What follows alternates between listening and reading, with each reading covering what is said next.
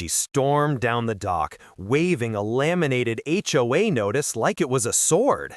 "You're fined $1,000 for swimming in the lake," she shouted, her voice sharp enough to make the ducks scatter. I blinked, water dripping from my shoulders, trying to understand how swimming in my own lake could suddenly be illegal. She wasn't just angry, she looked like she'd been waiting for this moment for months, maybe years. "You what?" I gasped, gripping the edge of the dock. "This is my property, my lake, my land." Karen didn't care. "Rules are rules," she said, smirking like she'd won some invisible battle. Behind her, a couple of HOA board members nodded, looking more nervous than her, but still obeying. I took a deep breath and tried to stay calm. I couldn't let her see me sweat. "Fine," I said slowly, "but do you realize I pay more taxes here than all of you combined?" Her eyes narrowed. "That doesn't matter." A pause, then a sly smile spread across my face. I pulled out a folder from my bag, the kind that looks harmless but hides all kinds of surprises.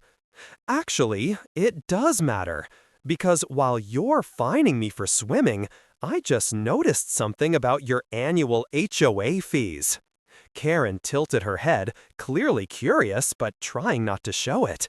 That's when I realized the moment had shifted. The tiny spark of power she thought she had over me was about to burn her instead.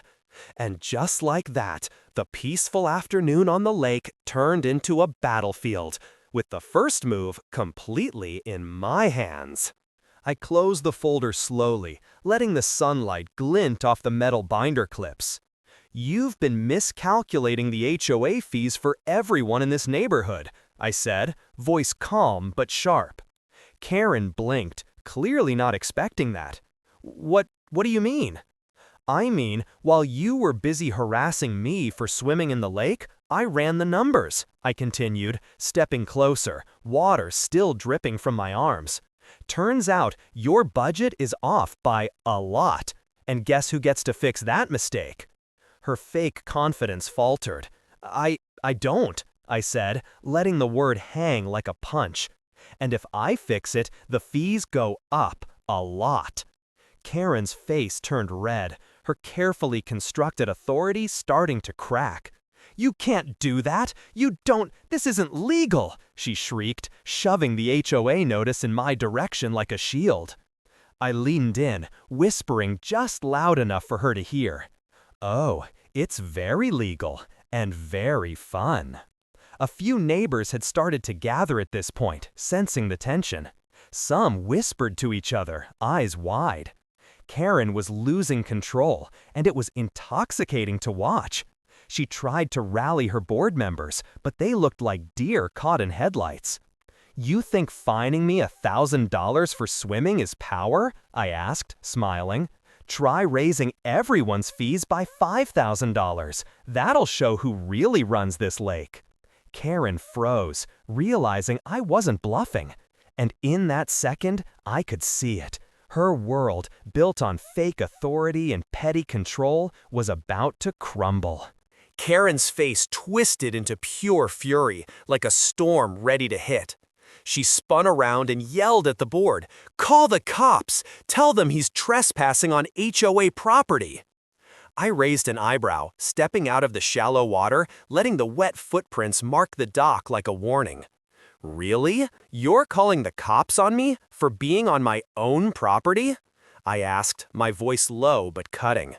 Her hands trembled as she fumbled for her phone. "This is official! You're breaking the rules!" she shouted, as if repeating it enough times could make it true. A neighbor, Mr. Thompson, an older vet who lived a few houses down, stepped forward. "You might want to check the deeds first, Karen. The lake runs through his land. It's clearly marked." Karen froze. That doesn't matter." I smirked, pulling out my phone. "Oh, it does.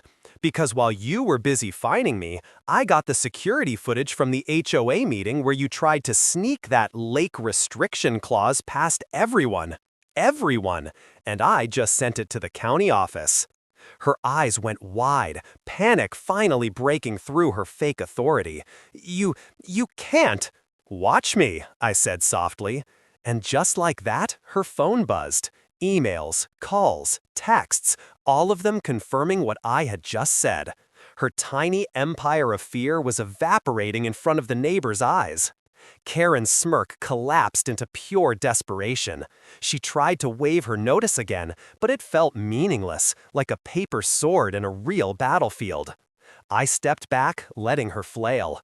You wanted to be the hero of this HOA, but you forgot who actually owns the land. And just when she thought she could scream louder, a knock came from the dockside gate, a familiar uniformed face appearing in the sun, making everyone hold their breath. The uniformed officer stepped onto the dock, squinting in the sunlight, his badge catching the glare. "Afternoon," he said calmly, scanning the scene. Karen's mouth opened and closed like a fish out of water. "Officer, he's trespassing." The officer held up a hand. "I need to see your permit to issue any fines on this property." He turned to me. "And you are?" I wiped water off my arms and smiled. "Owner. Full deed in my pocket, sir. Been here 15 years." I pulled out the document, letting it flap slightly in the breeze. Karen's face went pale, and her board members shuffled nervously behind her. "Interesting," the officer said, nodding slowly. He glanced at Karen. "You're aware that falsifying HOA notices is illegal, right?" Karen's lips trembled. I didn't. It's just, you threatened him with fines for property he owns. That's trespassing and harassment," the officer said, tone icy now. "I'm going to need a statement." Karen's panic skyrocketed. She looked around at the neighbors, who were now gathering, phones out, recording everything. "This isn't fair. He's just swimming." I chuckled softly. "Swimming in my own lake, with $1,000 fines. Feels fair now?" The officer pulled out a ticket book, flipping to a page, and handed Karen a crisp form. "You're cited for harassment, falsifying notices, and attempting to intimidate a property owner. Sign here." Her hands shook. She looked at the line, then back at me. My eyes met hers, calm, satisfied, and the dock felt charged with electricity.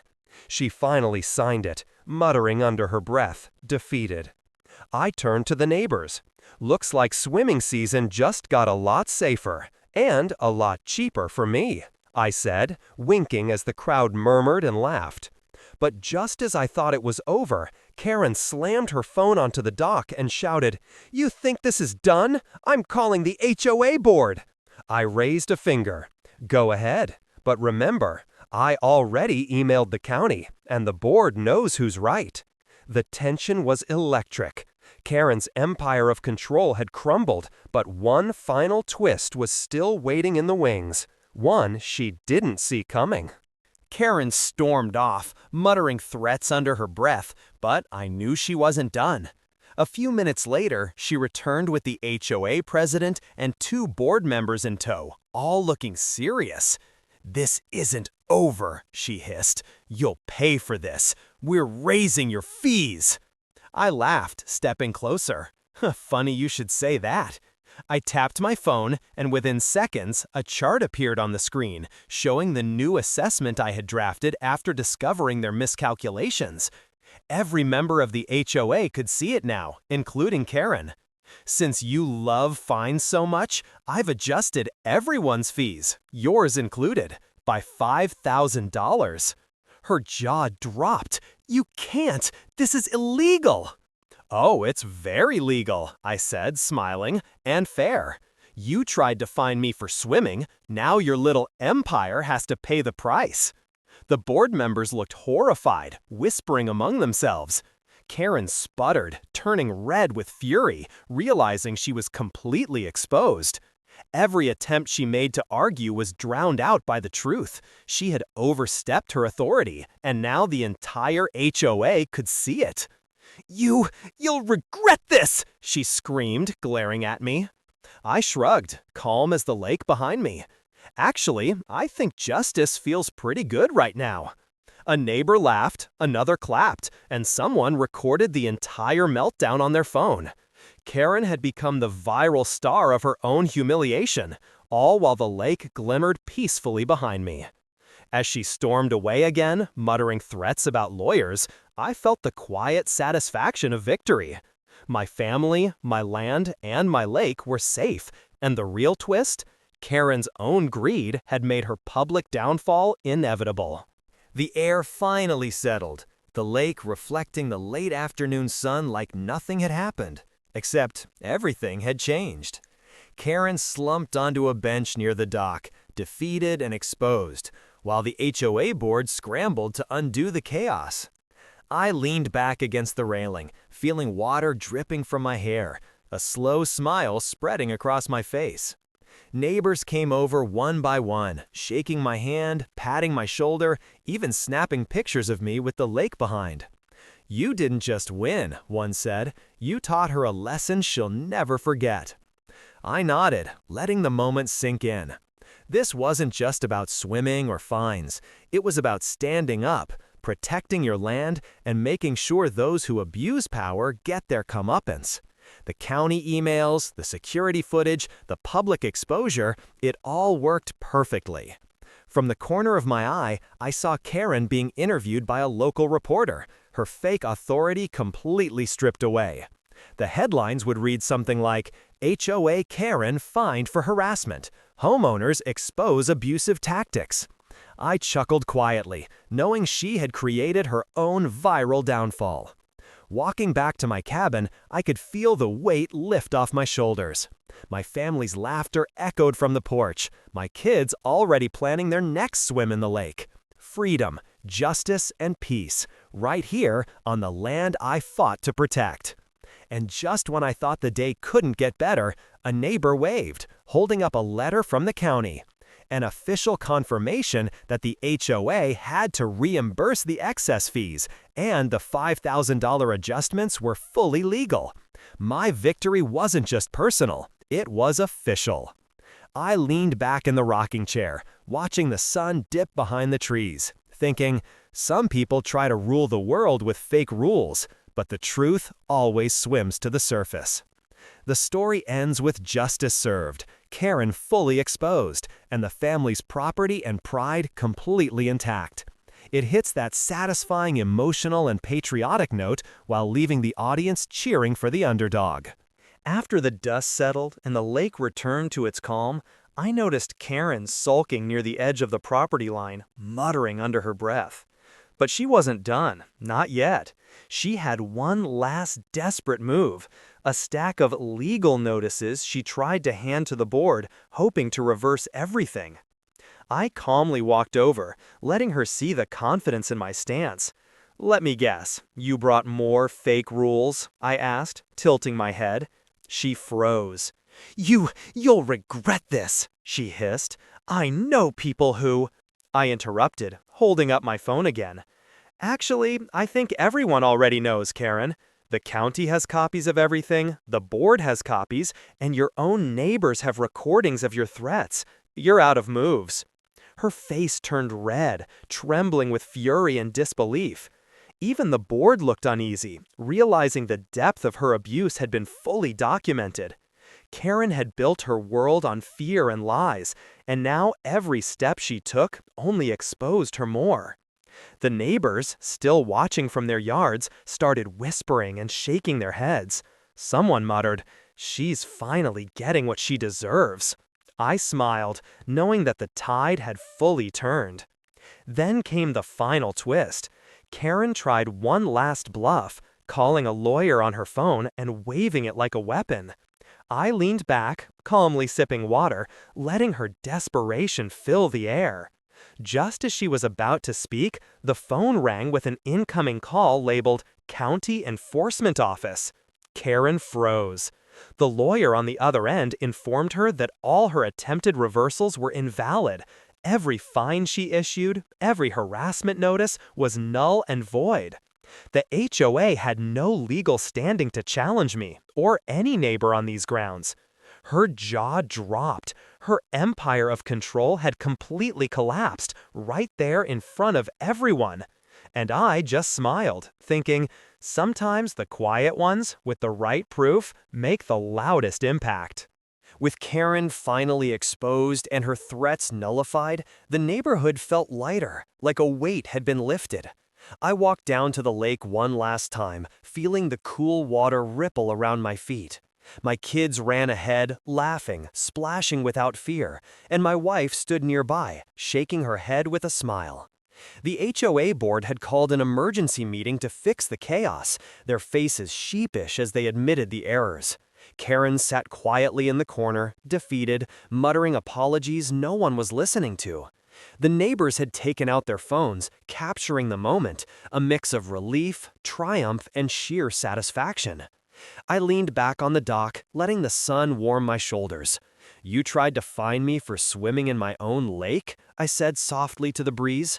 "But now the whole neighborhood knows who really runs this place." My family joined me, and together we watched as Karen's attempts at power evaporated into the afternoon light. A final email from the county confirmed it all. HOA fees corrected, fines reversed, and harassment claims against me dismissed. Justice wasn't just served, it was undeniable. The lake was ours, the land was ours, and the peace we fought for finally returned. Looking at Karen, slumped and humiliated, I realized the best revenge wasn't loud or aggressive. It was proof, patience, and letting the truth speak for itself. The entire ordeal had become a lesson for the neighborhood. Entitlement and fake authority crumble when faced with honesty and courage. As my kids dove into the water again, I whispered to my wife, "Some people try to control the world with fake rules, but freedom always swims to the surface." And in that moment, standing by my lake, surrounded by my family, I knew we had won. Not just the battle, but the respect, safety, and peace that come with protecting what's truly yours. The story closed with a satisfying mix of triumph, justice, and emotional payoff, leaving the audience cheering for the underdog while savoring every twist that led to Karen's downfall.